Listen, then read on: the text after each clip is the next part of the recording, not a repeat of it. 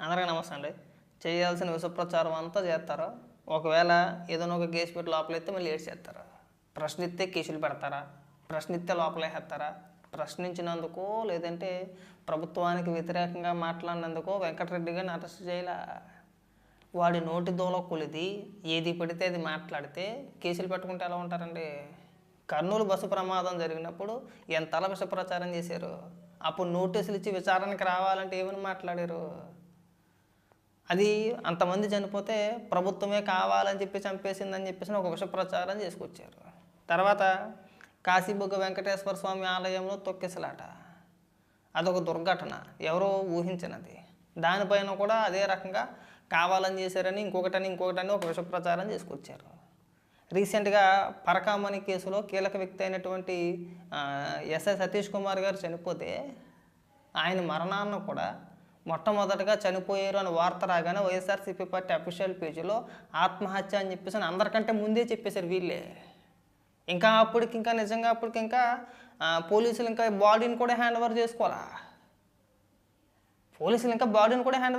ఫోటోలు బయటికి రాగానే ఆత్మహత్య అని చెప్పేసి వీళ్ళు ఒక స్టేట్మెంట్ ఇచ్చేసారు వైఎస్ఆర్సీపీ పార్టీ అఫీషియల్ పేజీలో. ఇమీడియట్గా ఒక 15 నిమిషాల వ్యవధిలో భూమన కరుణాకర్ రెడ్డి ఒక ప్రెస్ మీట్ పెట్టాడు. ఆ ప్రెస్ మీట్లో ఏదో దగ్గరుండి కళ్ళారా చూసిన వ్యక్తిగా సతీష్ కుమార్ గారు ట్రైన్ నుంచి దూకి ఆత్మహత్య చేసుకున్నాడని చెప్పేసి బహిరంగంగా చూసినట్టు ఒక స్టేట్మెంట్ పాస్ చేసేసారు. ఆ తర్వాత పోలీసు వారు అనుమానాలు, అలాగే హాస్పిటల్లో బాడీని చూసినప్పుడు కావచ్చు, లేదంటే స్కాన్ చేసినప్పుడు కావచ్చు, తేలింది ఏంటంటే ఒంటిపైన గాయాలు ఉన్నాయి. ఇది అనుమానాస్పద మృతి. తల వెనకాతల భాగంలో బలమైన ఆయుధంతో నరికినట్టు కనబడుతుంది. ఇది ఆత్మహత్య కాదు, హత్య అని చెప్పేసి తేలింది. డైరెక్ట్గా కుటుంబ సభ్యులు, సతీష్ కుమార్ గారి కుటుంబ సభ్యులు అంటే చిన్నాన్న పెదనాన్న పిల్లలు, అన్నదమ్ములైనటువంటి వ్యక్తులు బహిరంగంగా ఓపెన్గా మీడియా ముఖంగానే భూమన కరుణాకర్ రెడ్డి హస్తం ఉందని చెప్పేసి కూడా మాట్లాడారు. ఎంతమంది ఇన్ని రకాలుగా మాట్లాడుతున్నా సరే వీళ్ళు డిబేట్లో కూర్చొని ఏమని మాట్లాడారు?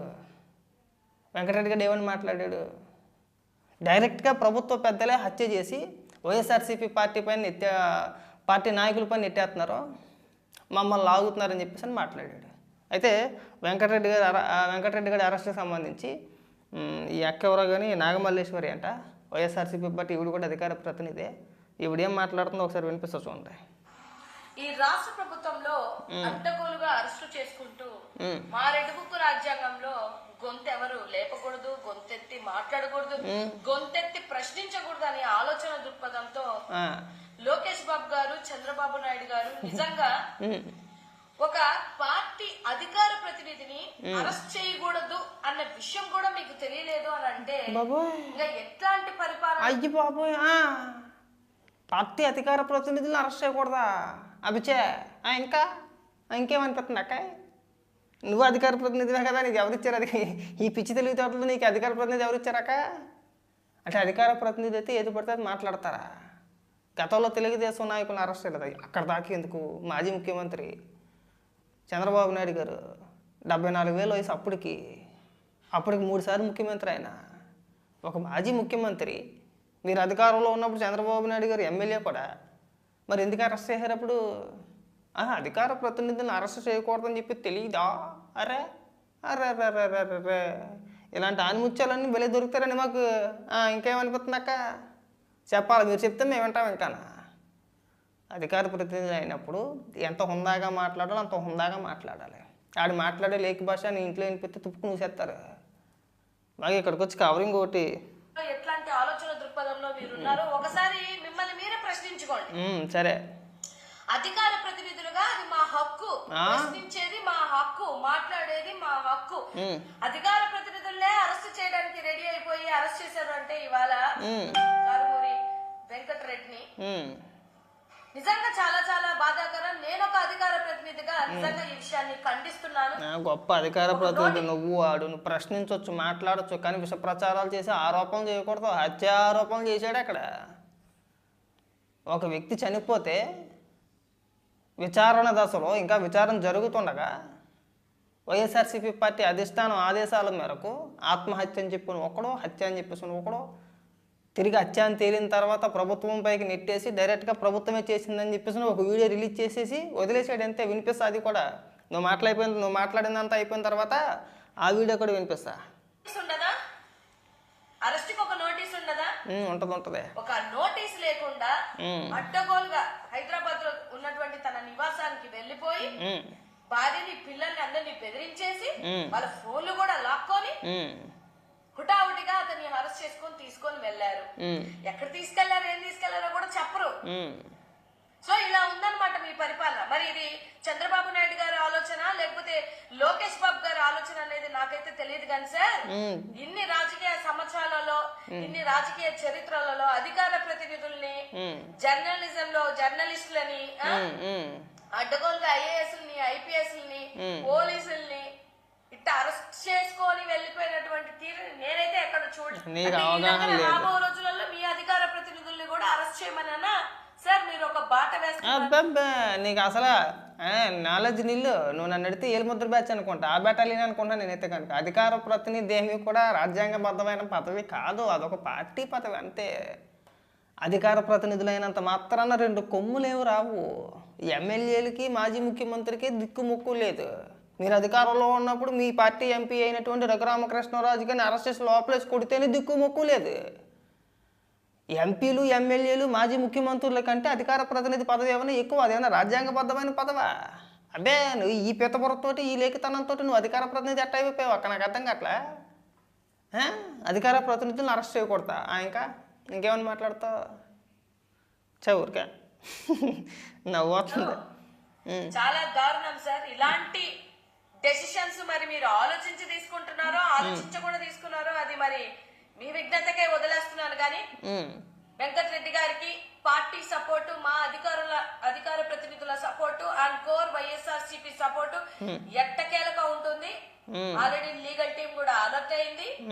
వాళ్ళ ఫ్యామిలీకి ఈ వీడియో ద్వారా తెలియజేస్తున్నాను, అమ్మ మీరేం కంగారు పడాల్సిన అవసరం లేదు, మనకు అండగా జగన్ అన్న ఉన్నారు. ఎందుకంటే వెంకటరెడ్డి ఎంతో కష్టపడి పార్టీకి అండగా నిలబడ్డారు. ఊరుకోమ్మ, ఆ వెంకటరెడ్డి వీడియో కూడా వినిపిస్తాను, ఒకసారి తరించు.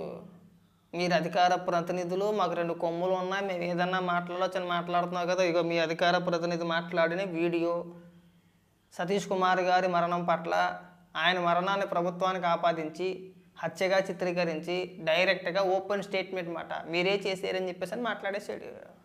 వినిపిస్తా, విని తరించు.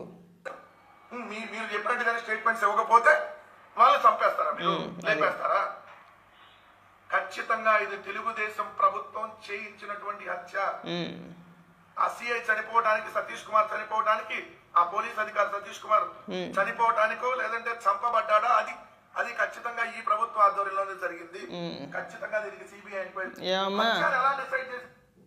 విన్నావమ్మా? అధికార ప్రతినిధి నాగమల్లేశ్వరి అనుకుంటా కదా నీ పేరు. ఈయన ఒకసారి నువ్వు అధికార ప్రతినిధి అనేంత మాత్రాన మీకేం 2 కొమ్ములు లేవు. చూసి ఎలా మాట్లాడుతున్నాడు?